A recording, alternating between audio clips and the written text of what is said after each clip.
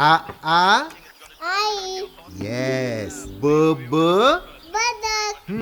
क क कणीदार. ख ख खमंग. ग ग गोकुळतू. हा. अगदी घरच्यासारखं.